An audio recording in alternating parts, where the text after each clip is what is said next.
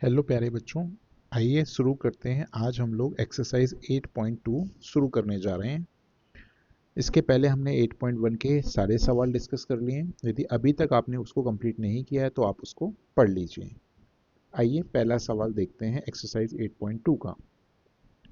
Find the product of the following pair of monomial. अब सबसे पहली बात, मोनोमियल क्या होता है, तो आइए छोटी सी डेफिनेशन होती है, इसको हम लोग यहाँ पे पढ़ लेते हैं। Expression that contains only one term is called monomial। One term का मतलब क्या होता है बेटा? जैसे मैं आपसे बोलूं 4 into x, तो ये सिर्फ इसके अंदर एक ही टर्म है जो कि x है, ठीक है। या मैं बोलूं 4, तो ये भी एक ही टर्म है।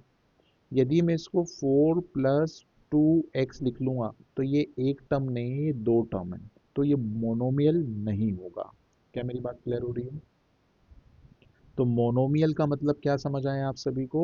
सर, कोई भी एक्सप्रेशन जो सिंगल टर्म में है, ठीक है, वो आपका मोनोमियल है।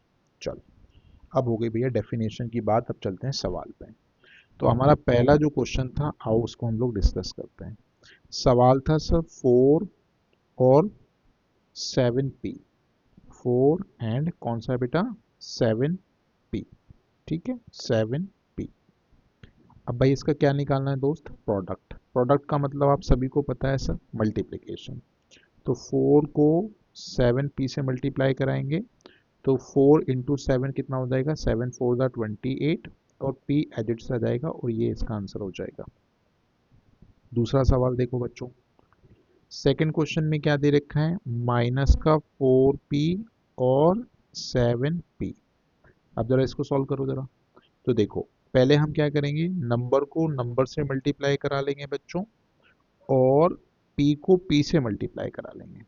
तो देखो 7 4 = 28, और यहाँ पे p का p से मल्टीप्लाई करेंगे तो क्या हो जाएगा? p²। और ये माइनस में आएगा। क्यों आएगा माइनस में? क्योंकि पॉजिटिव नेगेटिव का मल्टीप्लिकेशन नेगेटिव बनाता है, ठीक है। नेक्स्ट क्वेश्चन देखो बच्चों, थर्ड क्वेश्चन देखो, थर्ड वाला क्या बोलता है? माइनस का 4p और 7pq का प्रोडक्ट निकालो। अब तो आ जाओ निकाल लेते हैं भाई। तो सबसे पहले -4 का मल्टीप्लिकेशन किससे हो जाएगा? 7 से। और इधर p है, इधर p × q है, तो इनको सबको मल्टीप्लाई कर लीजिए। 7 4 = 28, तो माइनस का 28 हो गया। p का p से मल्टीप्लाई करेंगे, p² हो जाएगा, और q आपके पास एज इट इज आ जाएगा, तो ये इसका आंसर हो जाएगा। ठीक है बच्चों, एक बार फिर से देख लो जरा। नेक्स्ट क्वेश्चन देखो जरा ध्यान से, बार बार सवालों को देखो अच्छे से, है ना। फोर्थ क्वेश्चन क्या कह रहा है बेटा? तो ये बोल रहा है 4p³ और माइनस में 3p है। आओ इसको सॉल्व कर लेते हैं अपन लोग। तो देखो, पहले हम क्या करेंगे, 4 को मल्टीप्लाई करा लेंगे -3 से, ठीक है। और यहाँ पे p³ है और यहाँ पे बेटा p है। तो अब देखो, पहले तो ये मल्टीप्लाई सिंपल हो जाएगा, 4 का 3 गुना कितना हो गया? 12। तो ये हो गया -12। अब इनटू में देखो, यहाँ p 3 बार है, यहाँ p 1 बार है, तो टोटल p कितने बार आ जाएगा? 4 बार। तो p की पावर 4 लगा देंगे और ये इसका आंसर बन जाएगा, ठीक है। फिफ्थ क्वेश्चन देखो बच्चों, पांचवा सवाल क्या दे रखा हुआ है? तो पांचवा सवाल हमें दे रखा है 4p को मल्टीप्लाई करना है 0 से। ये o नहीं है, 0 है, ठीक है। तो आप मुझे बताओ, यदि मैं 4 को 0 से मल्टीप्लाई करूंगा और इसको p से फर्दर मल्टीप्लाई करूंगा, तो 4 0 से कोई भी नंबर मल्टीप्लाई होता है तो वो 0 आ जाता है, तो इसका आंसर क्या हो जाएगा? 0p मत लिख देना, 0 लिख देना बस, सिंपल, ठीक है। तो भाई ये पहले 5 सवाल आप सभी को क्लियर हो गए होंगे, राइट। आ जाओ अब आगे चलते हैं अपन लोग। अब दूसरा क्वेश्चन जरा ध्यान से देखो, सेकंड क्वेश्चन में क्या दे रखा है। तो सेकंड क्वेश्चन बोलता है find the area of the rectangle with the following pair of monomial, their length and width respectively। हमारे पास क्या दे रखा है बच्चों? यहाँ पर लेंथ और विड्थ दे रखी है। ये लेंथ है, ये विड्थ है, ये लेंथ है, ये विड्थ है, ये लेंथ है, ये विड्थ है, ये लेंथ है, ये विड्थ है, ये लेंथ है, ये विड्थ है। सिंपल, कुछ ज़्यादा दिमाग नहीं खर्च करना है बेटा, सबको अपन को, ये सवाल है, ये पहला सवाल हो गया, ये दूसरा सवाल हो गया, ये तीसरा हो गया, ये चौथा हो गया, ये पांचवा हो गया। तो बस ऐसे सवाल आपको लगाना है, ठीक है। तो चलो वन बाय वन हम करना स्टार्ट करते हैं सेकंड क्वेश्चन को। नेक्स्ट पेज में ले आते हैं।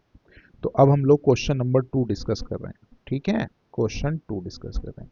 तो सबसे पहले सारे बच्चे मुझे ये बताओ, एरिया ऑफ रेक्टेंगल क्या होता है? तो आपका जवाब होगा लेंथ इनटू ब्रेथ। याद है सभी को? तो चलो भाई, पहला सवाल। पहले सवाल के लिए जो हमारे पास टर्म है वो है P और Q। तो यदि मैं इसका एरिया निकालूंगा तो P हो गई इसकी लेंथ और Q हो गई इसकी वेट, तो आंसर आ गया P इंटू क्यू। दूसरा सवाल, इसके लिए डायमेंशन दे रखे हैं 10 m और 5n। तो यदि हम इसका एरिया निकालेंगे तो देखो, अब ध्यान से सुन लेना मेरी बात, ये लेंथ है और ये विड्थ है, बस वैल्यू पुटिंग करना है अपन को। तो हो जाएगा 10 m इंटू 5n। तो पहले 10 को 5 से मल्टीप्लाई करेंगे 50 हो जाएगा, m का n से मल्टीप्लाई करेंगे तो mn हो जाएगा, और ये इस सवाल का एरिया आना जाएगा। तीसरा सवाल देखो प्यारे बच्चों, तीसरा पेयर हमारे पास दे रखा था 20x² और 5y²। तो इसका एरिया निकालेंगे अपन लोग, तो यहाँ लिखेंगे 20x² इंटू 5y²। अब मल्टीप्लाई कर दो बेटा, तो 20 इंटू 5 कितना होता है, 20, 5 100 हो गया। और एक्स स्क्वायर वाई स्क्वायर क्या हो जाएगा, तो x square y square multiply में ऐसे लिख देंगे और ये इसका आंसर हो जाएगा। ठीक है, चौथा सवाल देखो प्यारे बच्चों, हमारे पास पेयर थे 4x और 3x²। यदि मैं इसके एरिया निकालूंगा तो क्या बन जाएगा प्यारे बच्चे, तो आप बोलेंगे सर 4x इंटू 3x² हो जाएगा। तो हम पहले 4 को 3 से मल्टीप्लाई करेंगे तो कितना आएगा 12, और x को एक्स स्क्वायर से मल्टीप्लाई करेंगे तो हो जाएगा x²। ये आ गया आंसर। ठीक है, एक और सवाल देख लो आगे। पांचवा नंबर का पेयर हमें क्या दे रखा था प्यारे बच्चे, आप, उम्मीद है कि किताब ज़रूर सामने रखी होगी, किताब को ज़रूर आप साथ में लेके चला करें। अब इससे एरिया निकालेंगे तो प्यारे बच्चे फिर से वही 3m इंटू एन, और इसको मल्टीप्लाई करना है 4np से। ठीक है, तो पहले इसको इससे मल्टीप्लाई कर लो, 4 का 3 गुना कितना हो गया 12।